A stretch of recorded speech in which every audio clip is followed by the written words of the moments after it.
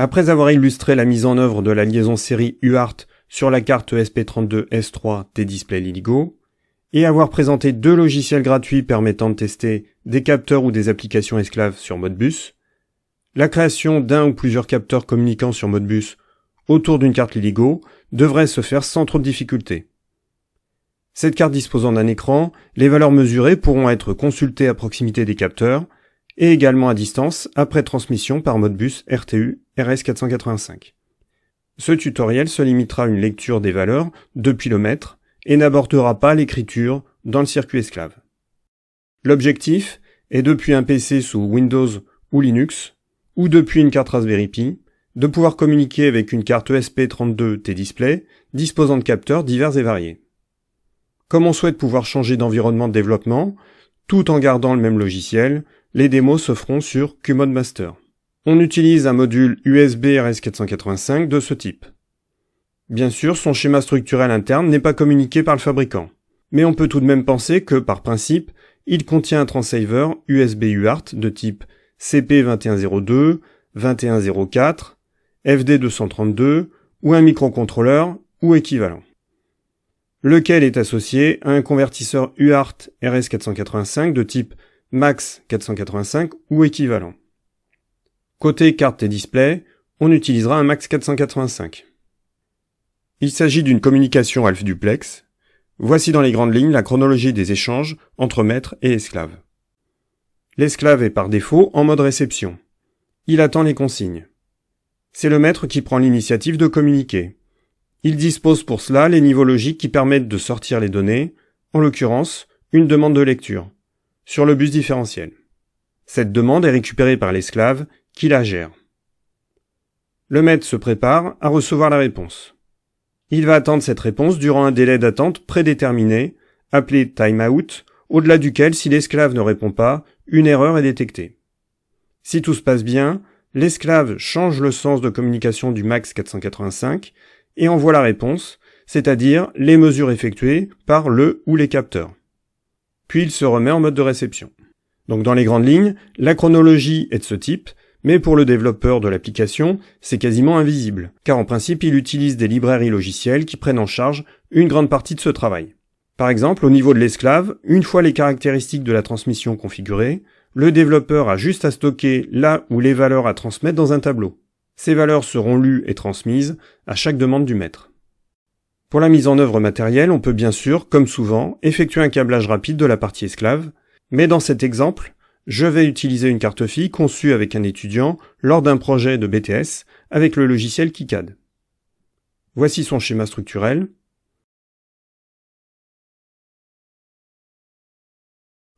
Le routage correspondant et le rendu 3D.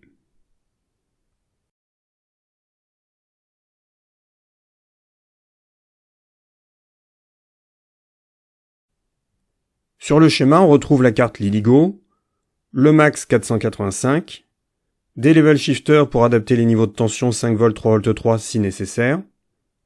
2 fils suffiraient pour transmettre le bus, mais la connectique est prévue pour véhiculer également une source d'alimentation.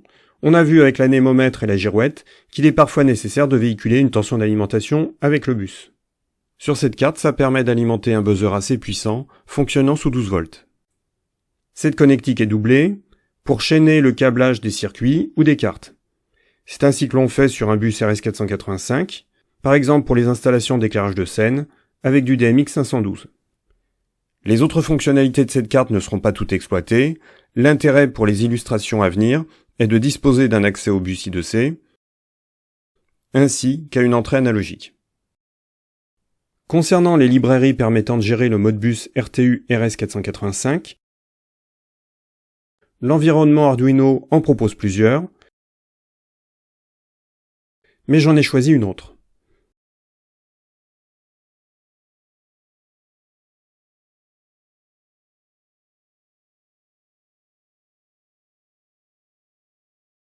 Que j'ai disposée ici.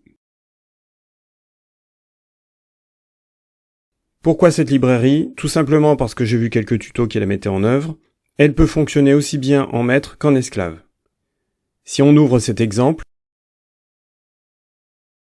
On constate dans les commentaires d'en-tête qu'il est recommandé de l'utiliser avec le logiciel QModBus, mais ça fonctionne également très bien avec QModMaster.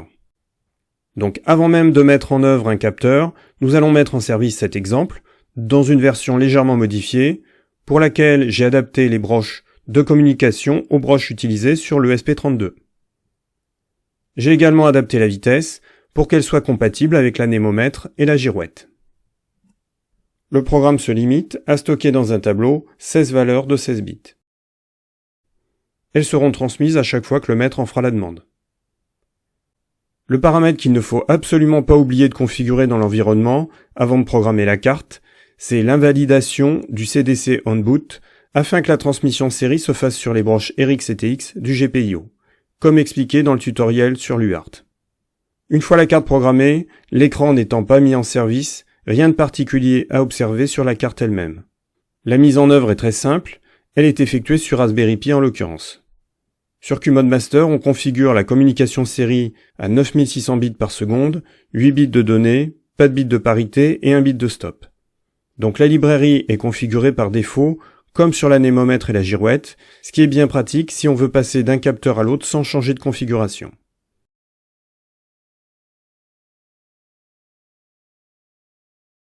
L'esclave est à l'adresse numéro 1. On va effectuer une lecture de registre à partir du premier. Et on veut récupérer 16 valeurs. On peut interroger l'esclave. Et il est possible de préciser que les valeurs sont en décimales et signées, ce qui permet d'afficher la valeur -1. Si on dispose d'un analyseur logique sur les points de test de la carte, RX de l'ESP32, la broche de direction des données du MAX 485 et sur TX,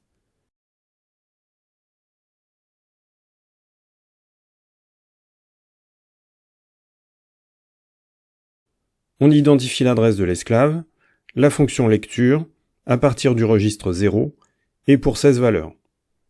Le CRC termine la transmission. Puis le MAX 485 change la direction de ces données le temps de la réponse. Et on retrouve transmis sur TX l'adresse de l'esclave, la fonction, le nombre d'octets transmis, 2 zéros en hexadécimal, c'est-à-dire 32 octets, les 16 valeurs sur 16 bits, en commençant par la valeur 03, et en finissant par la valeur FF, qui en nombre signé donne -1. Si sans changer le programme, on demande la récupération d'un seul octet,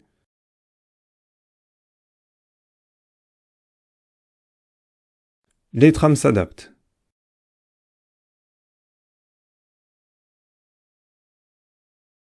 Et on ne récupère que la valeur 03.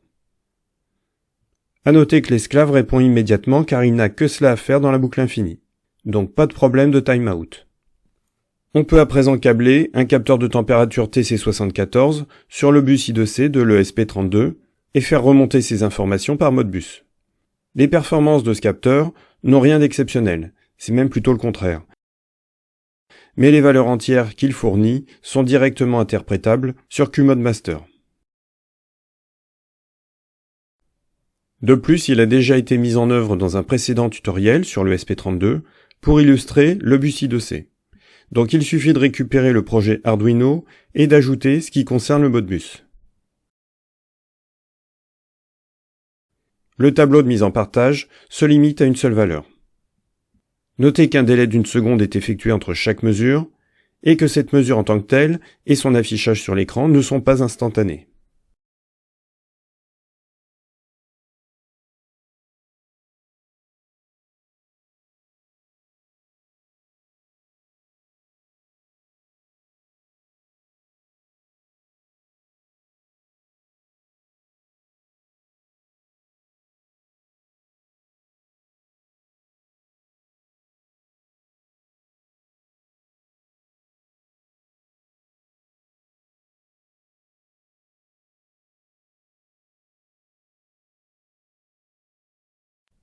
Si on tente tel quel de récupérer les valeurs dans QModMaster, un problème de timeout est signalé. Tout simplement à cause de ce qui a été souligné juste avant. l'ESP32 n'est pas disponible pour fournir immédiatement une valeur. On pourrait réduire le délai sur le microcontrôleur, mais on va plutôt voir comment modifier la valeur du timeout sur QModMaster. Que ce soit sous Windows ou Linux, il faut ouvrir le fichier qmodmaster.ini dans un traitement de texte et modifier la variable. Si on le fait sous Windows, l'accès n'est pas limité. Mais si on travaille sur Linux, il faut le faire en tant que superutilisateur.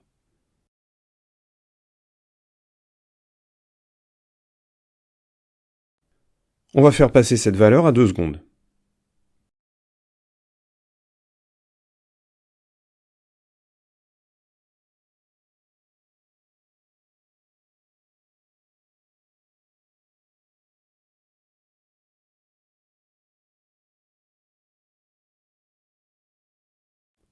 À présent, à chaque demande, la réponse est renvoyée sans problème. Si à présent on veut utiliser la fonctionnalité Scan, cette fois il nous est demandé d'utiliser une période au moins 2 fois supérieure à celle du timeout. Donc on peut le faire passer à 4 secondes.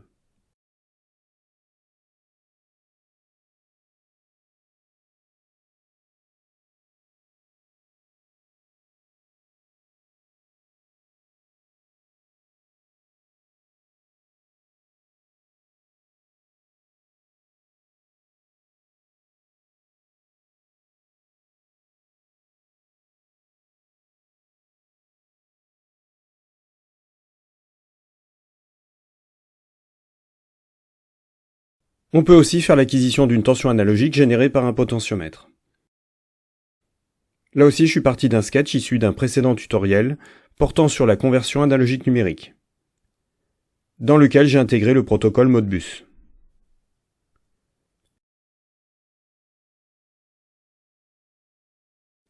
Rien n'oblige à envoyer sur le bus la valeur de la tension elle-même, le convertisseur de l'ESP32 délivrant une valeur sur 12 bits, on peut très bien transmettre directement la valeur issue de cette conversion, les registres de transmission étant sur 16 bits.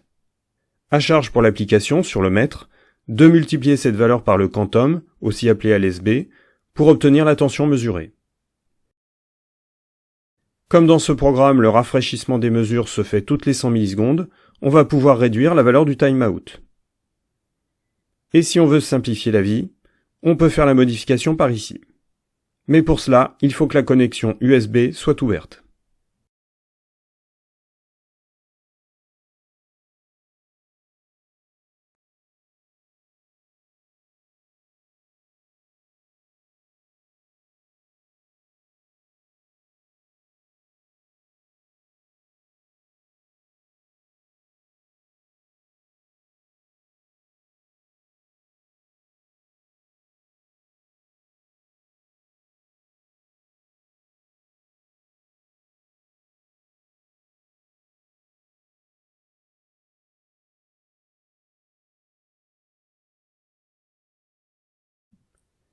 Les valeurs récupérées sont identiques à celles produites par le convertisseur analogique numérique. On peut également associer sur un même bus un capteur fonctionnant autour d'un ESP32 ou autre, et un capteur qui intègre déjà le Modbus, comme l'anémomètre ou la girouette.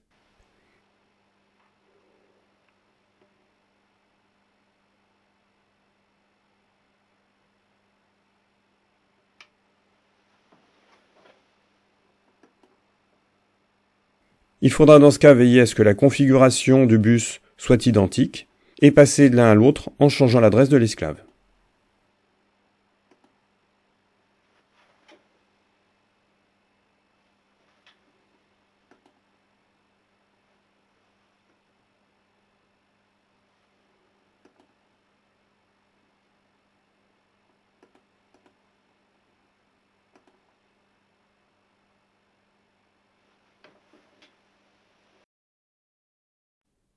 On n'oublie pas bien sûr qu'une fois passée cette phase d'essai, la finalité est d'associer matériellement un maître et un ou plusieurs esclaves avec une application logicielle développée sous Qt, Node-RED, Python ou autre.